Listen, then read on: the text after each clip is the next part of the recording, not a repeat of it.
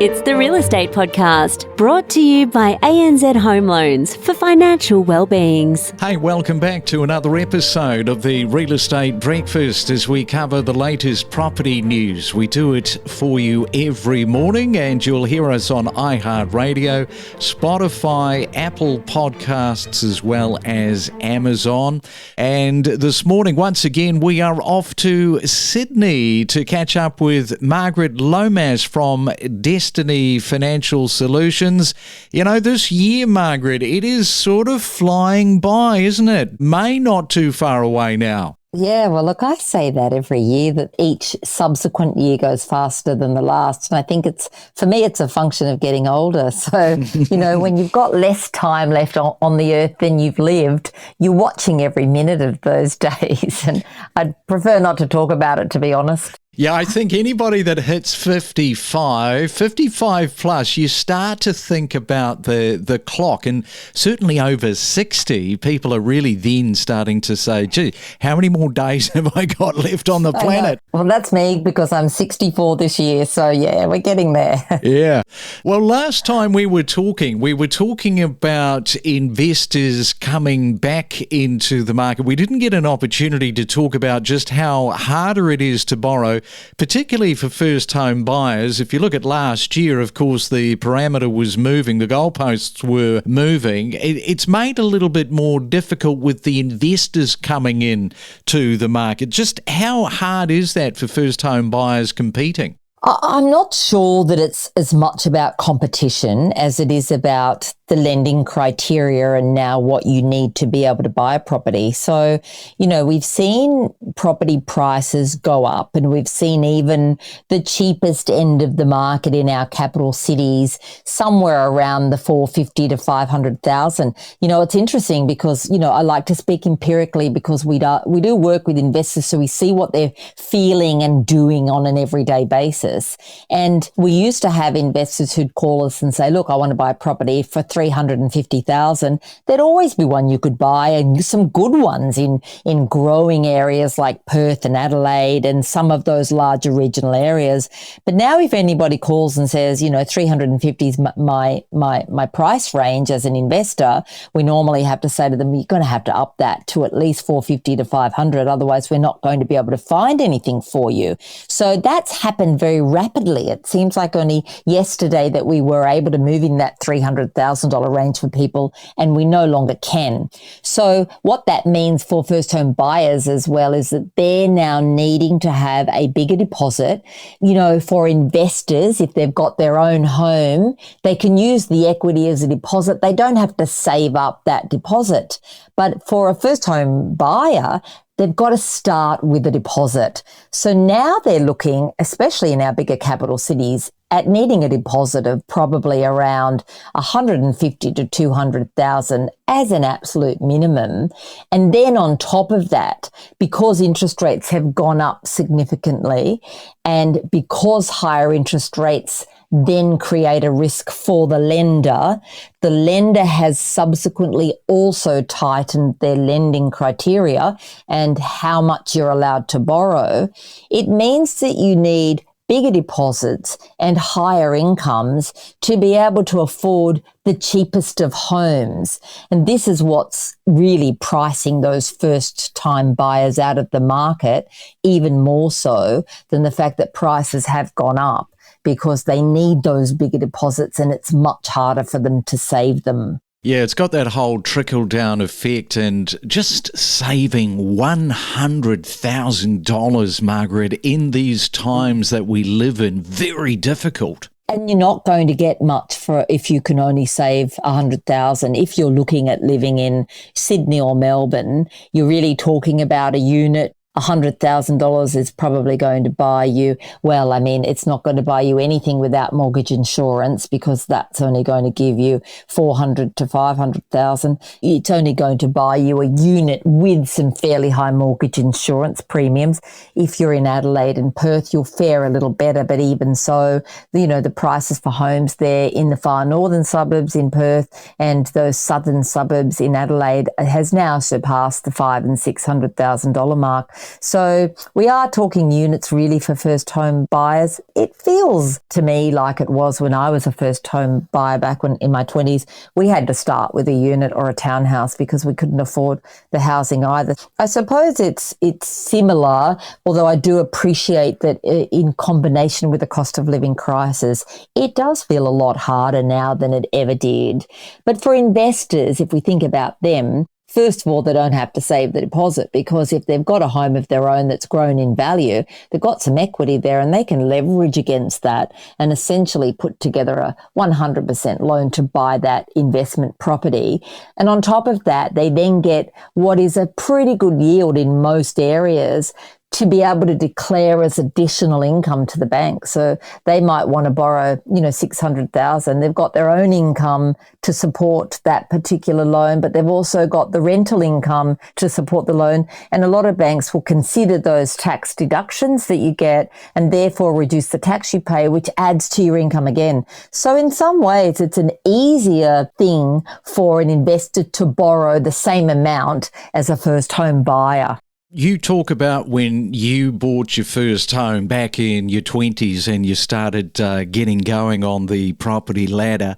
What you wouldn't have been able to buy back then was a tiny home, this whole tiny home living. Goodness. So I want to throw that idea because, $100,000, saving $100,000, people do it and then they go, goodness, we can't get into the property market at $100K. Can we look at a tiny home? What are the options? So people start to go down this route. Look, that's a very small part of the market who could achieve that. And let me tell you why. First of all, you need some land to put the tiny home on. People may have parents who are happy to have that tiny home in their backyard, but a lot of people don't have that. If you bought a block of land for the purposes of being able to build a house, but decided to put a tiny home on it, you're going to find many, and certainly the significant proportion of councils aren't going to allow that tiny home to be erected on there without plans for a bigger home at some point in time. So you might erect the tiny home as an initial granny flat on your land, but the long-term view would need to be that you're going to eventually build a proper residential home on that block of land. And a lot of those estates have covenants as well around that. So you've bought a block of land and the covenant may not even allow you to put the tiny home on there, or it might require you to commence your building within 2 years or 3 years or whatever. And that's for the benefit of the whole community, because you don't want to see a nice new land release with a whole lot of gorgeous homes and then a little what equates to being a little mobile home on one right in the middle of everybody else. I think, people kind of take exception to that sort of thing. So you can't really set up your tiny home on a block of land and do all gorgeous gardens and, chuck in a pool and just live in that tiny home forevermore. And I think the other thing to be aware of is it's cute and fun, and Facebook is certainly full of beautiful pictures of the cutest little tiny homes that people buy. But in reality, they're just not sensible. And over time, you're going to get tired, especially if you're a young person, of living in a caravan-sized property for the rest of your life. It could be a little stepping stone, but don't see it as an investment. You're not going to increase your net worth by having a tiny home. You're not going to be able to access a growing market by having a tiny home. It's just shelter for that little bit of time that you might be trying to save for your forever home or to get on the property ladder legitimately. All right, so there is Margaret's take on the tiny homes. Well, let's segue from there into some of these areas, Margaret, that have passed their peak. They've hit the top of the market, some of these locations around Australia. Have you got any of those that you can mention? I certainly can, and some of them are regional areas, and I don't want your listeners to think that this means that regional areas have passed their peak, because it's very sporadic, and if you look around the country, some regional areas are still approaching their peak while others are definitely at that point where they're passing their peak. It's no surprise to anybody that most of Tasmania has finally passed its peak. It had a much longer bull run than I think anybody expected, and now it's gotten to the point where it's really flattened and it's come come down hard. So Hobart, which really went way past where it really should have for its intrinsic value, is come down pretty hard. And in behind it, Launceston and Burnie both are now really moderating very sharply. And rents are also falling because they don't have quite the occupancy crisis that we have in much of the other parts of the country. We're seeing other areas like Tamworth and Toowoomba also peaked and now considered to be right at the top of their peak, which means that they could start to moderate and fall. And then places like Albury and Wodonga, which people became quite interested in those areas during the pandemic. And now that interest has kind of gone away a little bit. And they're certainly getting now down toward the bottom, as is Lismore and places like Bowral and the Southern Highlands. But there is some good news because there are still plenty of areas that are really approaching their peak now. And for me, I'd rather something that's just past the bottom, but it's very difficult to ring the bell for the bottom of the property market. But we've got Brisbane and the Gold Coast still really ramping up. So if you're looking to buy as an investment or even an own home, those two areas really do represent some really good buying. To a lesser degree, the Sunshine Coast. And I know you've mentioned to me in chats that we've had Townsville, and Townsville is definitely an area that's doing quite well at the moment, despite the fact that it's in the news for the high crime rates that are there. There are certainly parts of Townsville that aren't subject to those high crime rates and are really, really lovely areas. So long as you buy in the right parts of Townsville, that can make some really good investment right now. Of course, we all know that Adelaide is still going strong and it, for the first time in my investing lifetime, Adelaide is finally having a boom because it's always been an area that's grown a little bit every year and made a fine investment for that reason. But now it seems to be having a boom that has no foreseeable stop on it. So that's another good one. And interestingly, you talk about Mackay, but the whole of the Whitsundays is doing really well as well after a protracted period of nothing happening up there. I can attest to that because I've had a property in Hervey Beach for a very, very long time. One of my early kind of emotive buys that I held on to eventually turned it into an Airbnb, and we're absolutely killing it as an Airbnb.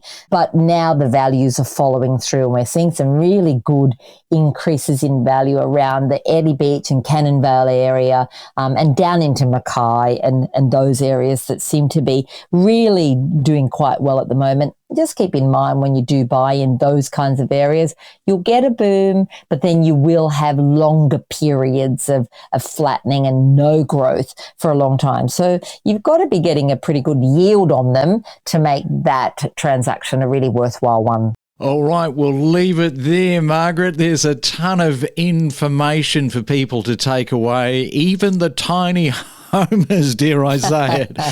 I have spoken. They're very cute. I have spoken to the tiny homers. They will disagree with you, the ones that are doing it, because they seem to just love what they do, living in the tiny home. Although I have to say the toilet is probably my problem area. And are they young people though, or are they older people? Yeah, funnily enough, the last person we had on, she came out of a divorce, and as you know, women really get impacted in terms of the equity imbalance.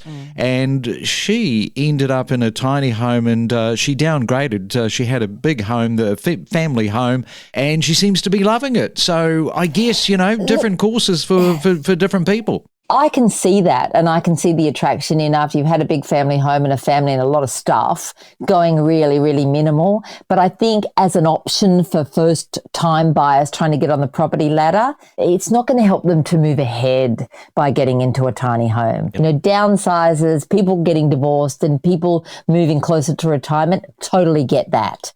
But if you're wanting to build wealth and start that with your own property, I just don't think tiny homes offer even the tiniest step on the property ladder. Indeed. All right. Well, food for thought there, Margaret, and we'll talk again soon. Sounds great. We connect you to the best real estate information across Australia. The Real Estate Podcast.